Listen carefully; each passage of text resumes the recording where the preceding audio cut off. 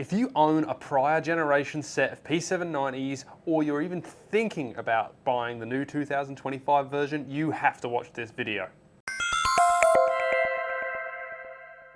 So we're the only people in the industry who are going to robot test this and give you the honest difference. We're going to head to head the 2023 model with the 2025 model. We've done a multiple speed test, 80 mile an hour, 90 mile an hour, and we're going to do an 85 mile an hour test on camera. A little selfish there. That's kind of my speed where I can get to with the 7-iron, and I play the 770s, which I love right now, and you know, I've never really played the 790s, but thinking about blending the set, so let's see what happens. Okay, run a show for you. We're going to talk a little bit about the tech, not too much because you can find that information anywhere. Then we're going to jump straight in and hit the 790 2023 version out of the center at 85 miles an hour, mark speed, flip the clubs over, hit the 2025 one, and then we're going to show you the big test data, the 80 mile an hour test, all the numbers you ever wanted, dispersion graphs, 90 mile an hour test, all the numbers you've ever wanted, dispersion graphs. So first of all, let's kick in and talk about the looks. I think it looks awesome. I mean, I like the 770, obviously. I bought a set of those and playing them right now, actually, and like them a lot. They did a lot on the cosmetics on this. It looks so much cleaner now. It's not the flat back. It's kind of a satin finish. Looks a little thin on the top. Looks shorter heel to toe to me when I sit on the ground. Yep. Doesn't seem to measure that. We'll get into that more when we start doing the 3D scanning and actually measure some of the stuff. But it just looks a lot better, and the other one wasn't bad looking to begin with. No. By the way, 790 has been one of our top selling irons for almost a decade, right? Probably sold more of these than any other club with the same number on it anyway. Yep. Over the last 10 years. So it's definitely an important club in the industry. They've definitely blended it with the other P series because they've kind of revamped them all in the last year. It flows perfectly in there. Like you said, thinner top line, that is true. Little wider sole. What, more camber to it? More camber to it, more rounded. And they've actually got great. a progressive leading edge through the set. Yeah, you can almost see a little camber in the front here too, which it didn't have in the past. So, I love that. Yeah, a lot of people do. Matter of fact, a lot of tour players and stuff, TK grinds his wedge. It's just, you know, his iron's just on the toe like that. Pretty common and looks great. And you're not the only person that said about the heel to toe. 790 is what they've defined the heel to toe length with. So I think what they've done is they've changed this grooving in the center. Yeah, because you know, I stood next to each other and looked at them this way. I didn't see that. It looked almost the same, but when I set them on the ground, it looked shorter heel to toe. So it's something you've done in the graphics to make it look more compact. And the two tech things, which we're not really, you know, we're evidence-based, data-driven. What they say is 20% harder face, stronger face. Harder is maybe not the right word, stronger. Right. So that's going to try and produce more ball speed. Yep. Stay tuned, find out. And then we've also got a different speed foam air, so that's going to try and make it feel as soft as what possible. they're trying to do with that stuff is make it light as they can, so it makes it more perimeter weighted, obviously. And as that technology advances and has a bunch, you know, in the last decade, so it's definitely getting thinner and lighter, but still has the sound and dampening the properties they want. Okay, well, let's do it. 2023 version of the P790 here, 85 miles an hour at the center of the club, 4 degrees down, 0 path, 0 face, 0 angle of attack, same shaft for both heads. Glenn, let's give it a go. You missed the line, Glenn, by about an inch. That's a tap in right there. That's a tap in. Less than 2 feet. 0 path, 0 face, 0 angle of attack, 0 heel, 1 millimeter low in the face, 4.2 degrees down. Okay, so we carried 161 with 5,700 RPMs and 22.3 degrees launch, 112 ball speed. All right, well that gives us our baseline. Right, so that's the old one, by the way. Yep. So let's see what the new one does. 2025 model, get Here you ready. go, Glenn. Let's see some results.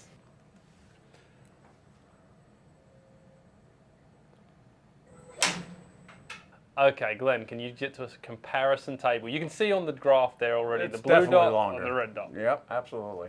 So we got 3 miles an hour more ball speed. That's a lot, Okay. actually, in an iron, from one of the best irons we sold. Yeah, you know, ever. Yeah. We got 0.9, so basically let's call it 1 degree lower launch, 300 RPMs less, and a 1 degree, not even, we got half a degree less descent angle, and 7 yards more carry. That's a lot, by the way. 7 yards is pretty impressive. At 85 miles an hour. That's at my speed. Yeah. Okay, well, by the way, Tom Romano, I'm going to need a set of those. I don't know which way I'm going to break the set in between the 790s and 770s, but certainly I could use a little extra help in the long iron, so that's definitely something I'm going to try.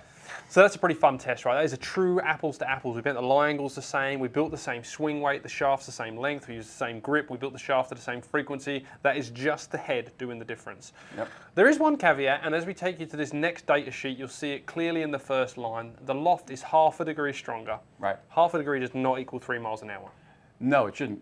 So there's definitely something going on with the face being hotter, harder, whatever you want to call it. It's definitely doing something. It's working. Yeah, it's working. Not only does it look better, it performs better. And let's dive into some more numbers. Mark, so we did the test at 80 miles an hour. We did all the group data. Let's jump into these numbers to start. Yeah, like I said, the loft 1/2 degree difference, so not a lot. Yep. You'd probably expect to see a yard or two from that, but certainly not 5 or 6.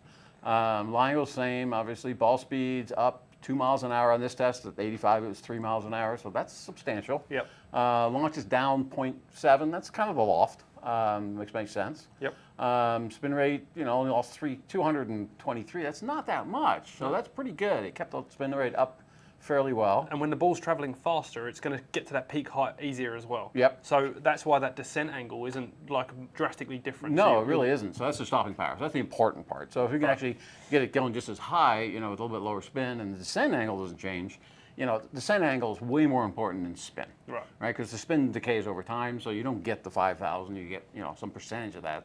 Under 50% by the time it lands. So it's the angle that comes in is really important. Okay, and we've got some numerical values here. Obviously, 4 yards gain, everyone's going to love that. It's half a club for your average golfer most of the time.